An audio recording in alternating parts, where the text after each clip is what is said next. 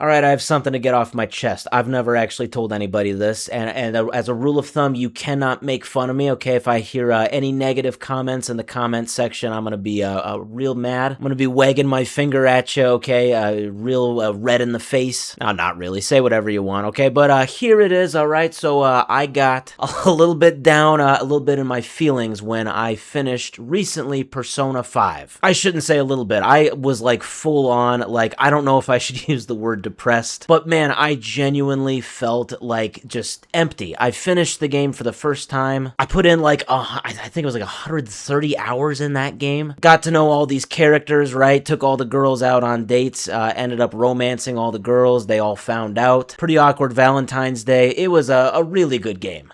If you've never played Persona, you probably think that all sounds crazy. But anyway, what I'm getting at is that when the credits rolled, I remember like for the rest of that day and then the next day, I felt pretty empty inside. I'm not gonna lie. And at the same time, I felt kind of like stupid for it. Like, this is just a video game. Come on. It's not real life. I'm not actually, moving on to a different point in my life. But like, I genuinely felt like I was a kid that just spent like a whole year at a school, made a bunch of friends, had a bunch of relationships, whatever, and then I was just, got in the bus and I just decided to go back home and it had all just ended. I don't know. My point being, this game actually caused me, like, really to be down. And I felt stupid about it. But now, all of a sudden, thankfully, okay, not only have I gotten this off of my chest, thank you for listening to me, I appreciate that, but I also feel very vindicated because look at this study right here. This was just highlighted, but it came out a couple months ago. It talks about the post-game depression scale, a new measure to capture players' experiences after finishing video games. Yeah, this is a really real thing. I wasn't just a dummy for feeling really connected to all of these characters, and I was moving away from, all of my 12 girlfriends that I made that summer, or year, or whatever. I think it was like 10 months. I no longer have to feel stupid that I was genuinely extremely sad for having to leave the attic of a coffee shop. All right, I gotta stop specifically referencing Persona, because once again, that's gonna sound really unhinged and weird if you've never played that game. Go play it, by the way, if you haven't played that game. Great game. But yeah, this is a legit journal article. Now, I'm gonna look at an article that talks about it, medicalexpress.com. I've got both of these in the description. Now, we see that it is immersiveness that is the key factor here. It's not just,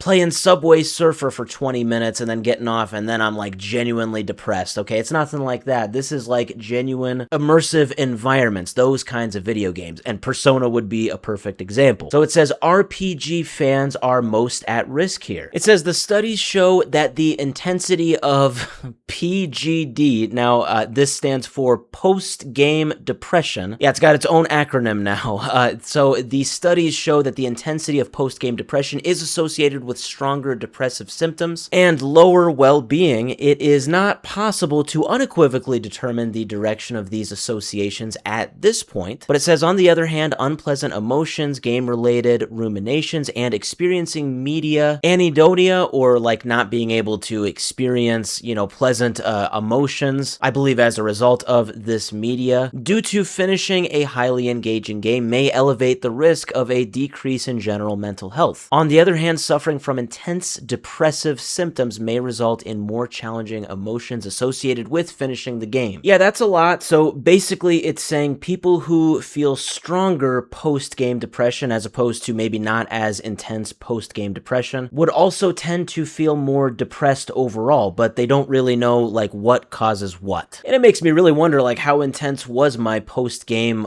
depression with Persona 5. Maybe I was even lower on the scale. Maybe people, it really hits some people hard. But yes, the big takeaway here is that it is immersive RPGs that really do this. It says, our research shows that gamers playing role-playing games are most susceptible to post-game depression. It is in these games that players have the greatest influence on character development through their decisions, and they build the strongest bond with the characters, and the more engaging the game world and the closer the relationship with the character, the more difficult it is to return to reality once the game is over. Yeah, for me, it wasn't really like it was difficult to go back to my reality. It's not like I hate my, life or something like that, but it was just more like this game was so immersive that it was almost a part of me for the like 2 or 3 months that it took me to play it. And then all of a sudden, like a snap of the fingers, it was just gone. All the friends I made, all of the personas I had, all my side girlfriends, and of course my main girlfriend,